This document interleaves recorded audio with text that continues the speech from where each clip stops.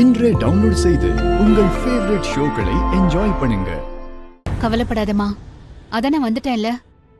விமலாவுக்கு ஒண்ணும் ஆகாது. அக்கா, இந்த பொண்ணுதான் உங்களுக்கு உதவி செஞ்சது. அக்கா, அக்காவை தெரியாதா? தமிழ்நாட்டுல அக்காவை தெரியாதவங்க இருக்கவே முடியாது. அந்த அளவுக்கு எங்க அக்கா ரொம்ப ஃபேமஸ். இந்த லட்சுமி அக்கா தான் மகளிர் சுய உதவி குழுவோட தலைவி. உங்களை பத்தி நான் நிறைய கேள்விப்பட்டிருக்கேன், ஆனா நேர்ல பார்த்ததில்ல. இப்பதான் முதல் தடவையா பாக்குறேன். அக்கா அடுத்து வரப்போற எலெக்ஷன்ல கூடிய சீக்கிரம் நம்ம ஊர் எம்எல்ஏ ஆக போறாங்க. இதெல்லாம் இப்ப அவங்க கேட்டாங்களா? இந்தோ, ஏதாவது பிரச்சனையா? எந்த பிரச்சனையா இருந்தாலும் என்கிட்ட தைரியமா சொல்லலாம். நம்மள மாதிரி பொண்ணுங்களுக்கு ஏதாவது பிரச்சனைனா நான் சும்மா இருக்க மாட்டேன். சொல்லு அக்கா. அது சொல்லு. எதுவா இருந்தாலும் தைரியமா சொல்லுமா. அக்கா முடிச்சு கொடுத்துடுவாங்க. அக்கா வாக்கு கொடுத்தாங்கன்னா அதை முடிச்சு கொடுக்காம விட மாட்டாங்க.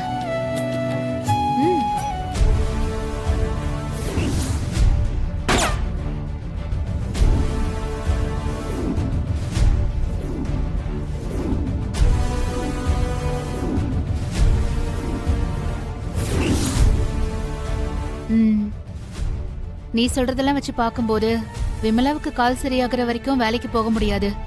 ஆனா இப்ப பொண்ணோட கல்யாணம் வேற இருக்கு. அவங்க பையன் வேற இப்ப படிச்சிட்டு இருக்கான். இந்த நேரத்துல அவங்களுக்கு தேவை பணமா இல்ல நியாயமா?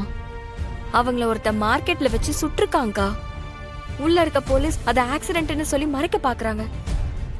எனக்கு நியாயம் தான் வேணும். நீ சொல்றது எனக்கு புரியுதுமா. நியாயம் தான் வேணும்னா நம்ம பிரஸ கூப்பிட்டு நடந்தது எல்லாத்தையும் சொல்லுவோம். லாயர் கிட்ட சொல்லி இத கோர்ட்ல மூவ் பண்ணலாம். ஒரு 15 வருஷம் அதுக்கு நியாயம் கிடைச்சிரும். ஆனா இந்த விமலா குடும்பத்துக்கு என்ன கிடைக்கும்?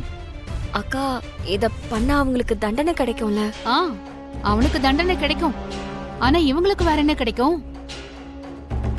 15 வருஷம் விமலா குடும்பத்துக்கு ஜெயிப்போமா தோப்போமான்னு நிம்மதியை தொலைச்சிட்டு ஆசிரமத்துக்கும் கோர்ட்டுக்கும் அலைறது மட்டும்தான் மிச்சம். இதுவே பணமா கிடைச்சா விமலா குடும்பம் இருக்கிற சூழ்நிலையில அதுவே அவங்களுக்கு எவ்வளவு யூஸ்ஃபுல்லா இருக்கும். இந்தோ, சட்டப்படி பார்த்தோம்னா இது தப்பா இருந்தா கூட மனிதாபிமானத்தோட பார்த்தா இதுதான் நியாயம். இந்த நேரத்துல யார்கிட்டயும் கடன் வாங்காம பொண்ணு கல்யாணத்தையும் முடிச்சிடலாம், பையனையும் நல்லா படிக்க வைக்கலாம். ஆனா எல்லாத்தையும் மீறி வெறும் காசு மட்டும் வந்தா அவங்களுக்கு நம்ம துணை போற மாதிரி ஆயிடும்ல.